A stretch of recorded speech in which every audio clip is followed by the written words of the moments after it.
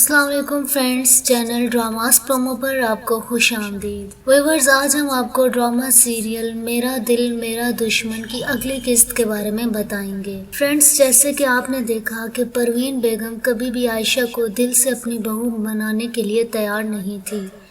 वो सिर्फ और सिर्फ जफर की जायदाद हासिल करना चाहती थी और ये सब उन्होंने इसलिए किया ताकि शामिर को कारखाने में अच्छी मुलाजमत के साथ साथ जफर की जायदाद में हिस्सा मिल सके। लेकिन अब जैसे जैसे आयशा और शामिर की शादी का वक्त गुजरता जा रहा है, परवीन अपनी असलियत दिखाने पर उतर आई है। मायरा की माँ की तबीयत बहुत ही ज्यादा खराब होती है। शामिर आयशा से कहता है कि हमें उसकी माँ का पता करने जाना चाहिए, लेकिन जैसे ही आयशा परवीन बेगम के पास इजाज़त लेने के लिए आती हैं तो परवीन बेगम बहुत ही गुस्से में आयशा को डांटना शुरू कर देती हैं।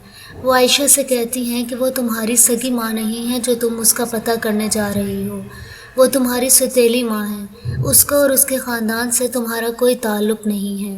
परवीन बेगम आयशा से कहती हैं, मैंने तुम्हें शुरू से ही कहा था कि उससे दूर रहना, वो सबसे पहले तुम्हें ही डसेगी, वो तो नागिन है। आयशा परवीन बेगम की बातें खामोशी से सुनती है, लेकिन शामिर को अपनी माँ की ये सब बातें अच्छी नहीं लगती। व्यूअर्स, आने वाली एपिसोड में आप देखेंगे कि आहिस्ता आहिस्ता परवीन बेगम को शामिर का आयशा के साथ बैठना भी अच्छा नहीं लगता।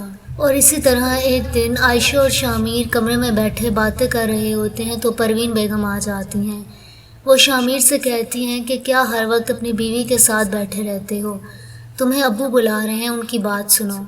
शामिर के बाहर जाते ही परवीन बेगम उसके पास जाती हैं और उसको कहती हैं कि अपनी अकल को ज़रा हाथ डालो।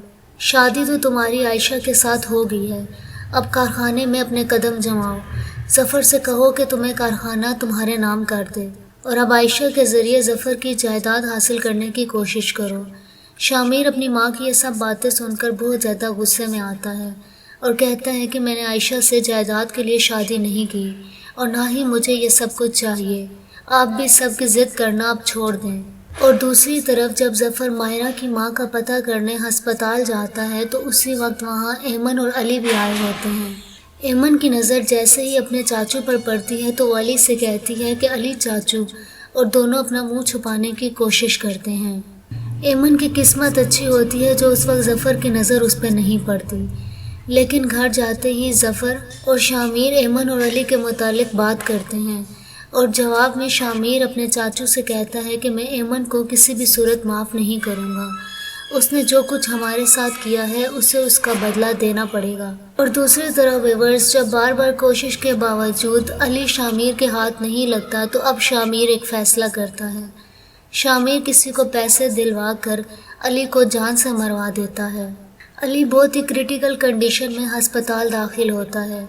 शामिर की इस हरकत की वजह से खालिद साहब और तमाम घर वाले बहुत ही ज़्यादा परेशान होते हैं। व्यूअर्स, आपके ख्याल में क्या अली शामिर के वार से बच जाएगा या नहीं? कमेंट सेक्शन में अपनी राय का इजहार ज़रूर कीजिएगा। शुक्रिया।